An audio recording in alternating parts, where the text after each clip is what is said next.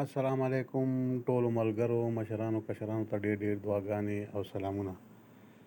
نن به زه تاسو ته زما به یو کوشش وي، تاسو ته به یو طریقه ښیم چې تاسو د یوټیوب نه د خپل خوښې ډرامې یا مووي یا یو پلی لیست چې کوم مطلب په سیریلو کې په کیستونو کې هغه به ټول څنګه هول پلی لیست به څنګه ډاونلوډ کوئ.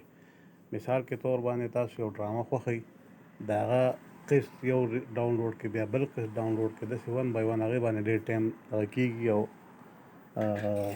یو کرټیکل یا یو پیچیده غوندې پراسس وي. زه درته داسې یو طریقه ښیم، یو جوګاړ درته ښیم چې تاسو غونډ یو ټول پلی لیست څنګه په یو ځای باندې ډاونلوډ کولی شئ. دې دپاره دا ډېر اسانه ده. دې دپاره تاسو به د خپل پلی سټور نه یو ایپ دی، هغې ته سنیپ ټیوب وایي. دا ایپ دا سنیپ ټیوب به تاسو ډاونلوډ کړئ د پلی سټور نه او انسټال به یې کړئ. بس نور په دې کې څه نه وي، بس تاسو دا انسټال کړئ نو دغه شان یو ایپ به تاسو ته کولاو شي. په دې کې دا مای فایل دی. صحیح ده. اوس دا زه کلوز کوم او تاسو ته ښیم، تاسو ته طریقه ښیم چې دا به تاسو څنګه د یوټیوب نه پلی لیست په څنګه ډاونلوډ کوئ. زه اوس فار ایګزامپل مثال کې طور باندې یوټیوب ته لاړم، په دې کې به زه اول لکه مطلب چې زه څه ډاونلوډ کول غواړم هغه به سرچ کړم. صحیح ده. زه لکه مثال کې طور باندې یو ډرامه ده، هغه دا پیار افضل که نه فرض کړه یو ډرامه ده، پیار افضل ډرامه که نه، دا اپیسوډ کې راځي. ګوره اما سرچ کړم دا وګوره اپیسوډ 1 2 3 لاست اپیسوډ، دا ډېر شی په یو ځای راغلل. زه بیا د دې چینل ته لاړ شم. دا چینل د دې ایروای ډیجیټل چینل دی، هغې باندې به کلیک کړم. چې کلیک مې کوم نو دې کې اوس ما ته آپشن ښیي لکه دا خو ټول چینل کولاو شو که نه، ایروای ډیجیټل. په دې کې به اوس پلی لیست ته لاړ شم. دلته بره 3 آپشن دی، یو ہوم دی، ویډیوز دی او یو پلی لیست دی.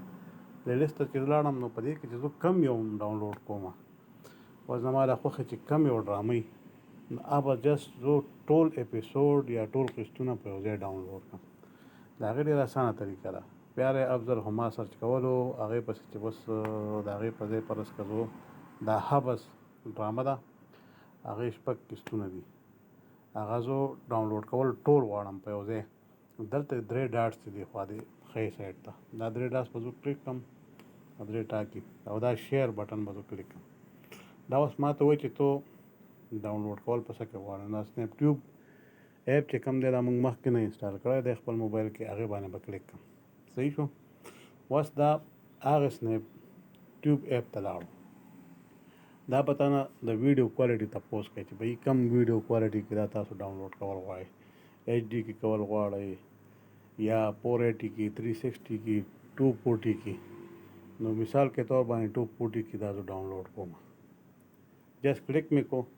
اوس فرض کا دا اوس بیک اینډ کې شاته دا ډاونلوډ شروع شو.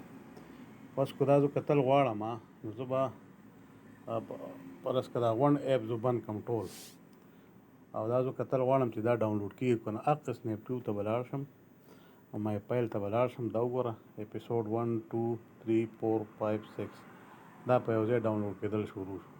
اول به پیدا کېږي، بیا به دویم کېږي، بیا به دریم کېږي، بیا به څلورم کېږي، بیا به داسې حساب سره دا ډاونلوډ شروع شو.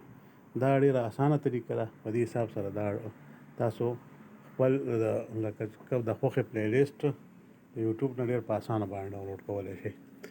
امید لرم چې تاسو به دا ویډیو خوښه شوي. زما چینل چې کوم دی نوی چینل دی، دا سبسکرایب کړئ او ما سپورټ کړئ. ستاسو ډېره ډېره مننه. الله حافظ.